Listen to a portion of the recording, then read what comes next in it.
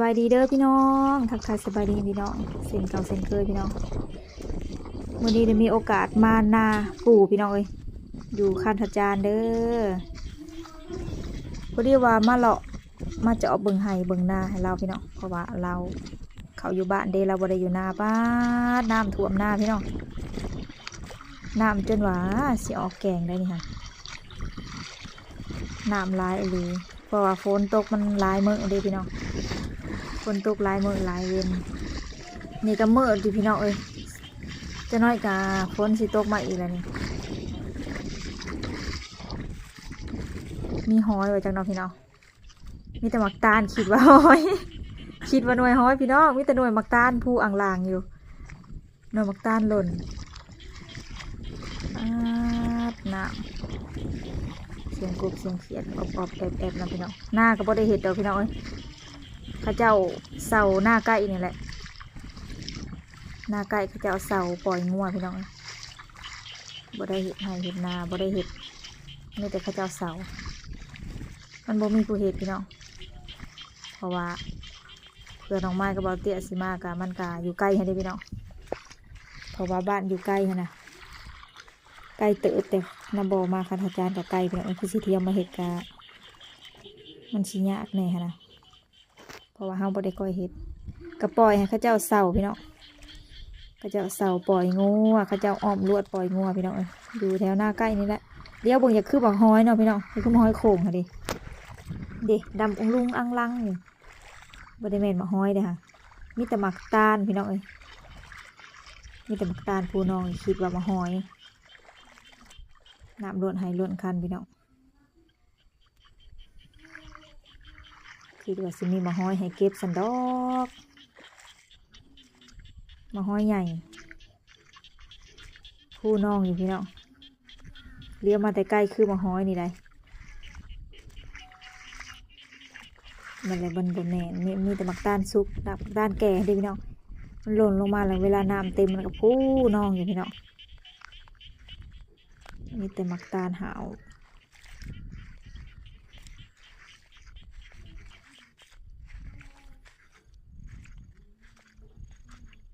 ฝนตกเป็นน้ำท่วมเสียงเขียดห้องสนั่นพี่น้องหน้าคลองน้ำพี่น้องแต่ว่าหน้าปูสีคลองทีมันน้อยแล้วนะแต่ว่าแมนหัวคลองเด้มันอยู่ปลายคลองแล้วพี่น้องคลองมันก็สิบ่ใหญ่คือสำนาเสาสุปนีหน้าเสาสุปนีมันสิคลองใหญ่เวลาเอาน้ำยามแรกนั้นเผื่อน้ำสิมาหอดพี่น้องเผื่อสิขึ้นมาแต่คลองป้าตอนนี้เฮาก็มาหอดธุรกิจมืดเบาเตี้ยน้ำท่วมอ้าวเบาเตี้ยได้สืบต่อพี่น้องบ้านนี้น้ำท่วมแล้วบ้านนี้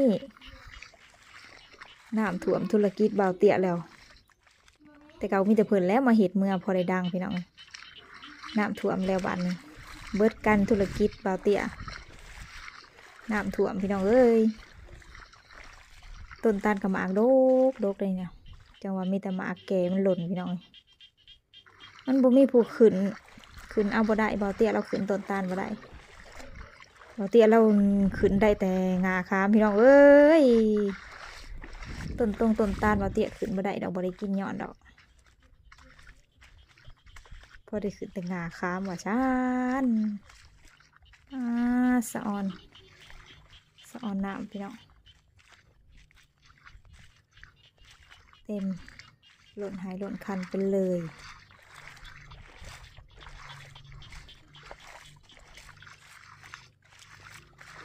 หอยมันก็อยากดับไปเนาะพี่น้องคู่มือนี้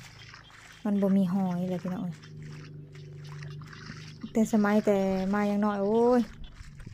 คันฝนตกน้ำท่วมแบบนี้น้ำเต็มแบบนี้30เก็บพี่น้องแต่คู่มือนี้มันบ่มีแล้วมันดับแล้วมันดับไปเบิดสุอย่างสุแนวแล้วพี่น้องบ่ร้ายคือตั้งแต่ข้าวเฮายังน้อย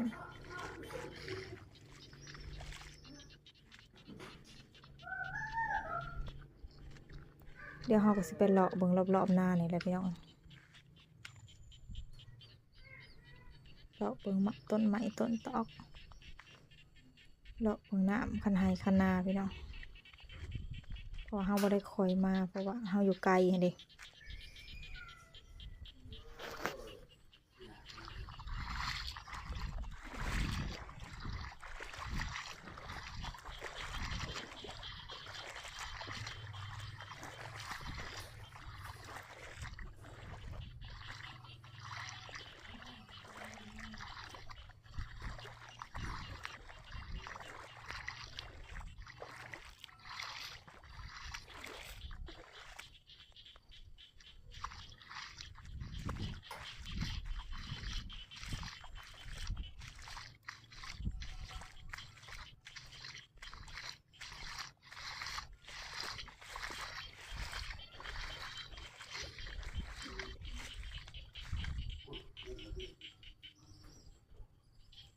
ฝั่งนี้สิเป็นขางคลองพี่น้อง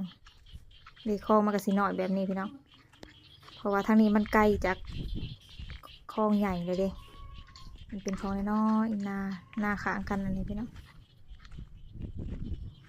คนทางก็สิเลาะคลองมาเลย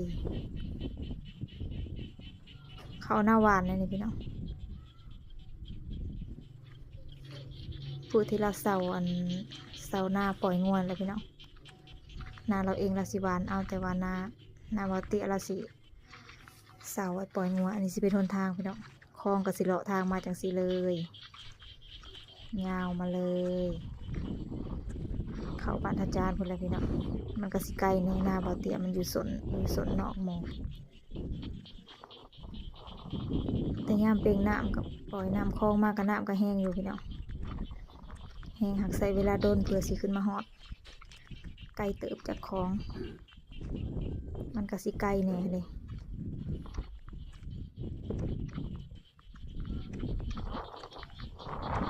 ย่างกับบสะดวกปานใดพี่น้องกล่องกับวิดวัดว่าลมขี้ต้มย่างพี่น้องนี่สิเป็นถงหน้าข้างๆหน้าปูนเลยพี่น้องข้างๆหน้าบ่อเตี้ยละวาน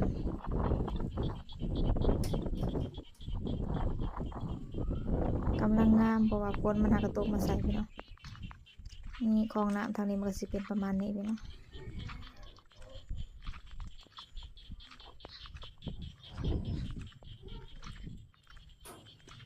มันก็สิยากจักน้อยเพราะว่าฝนตกดินลมนะพี่น้อง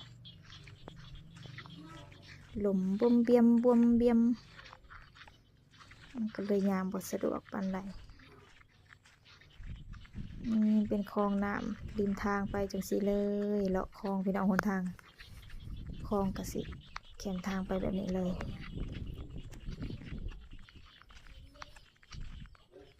โอเคแล้วจ้ะพี่น้องมาเฮาในกระน้องไม้ขอจบคลิปไว้สักนิดสักก่อนเด้อพี่น้องเด้อฝากกดไลค์กดติดตามช่องน้องไม้เพื่อเป็นกำลังใจทำคลิปต่อไปนำในเด้อจ้ะพี่น้องสบายดีเด้อจ้า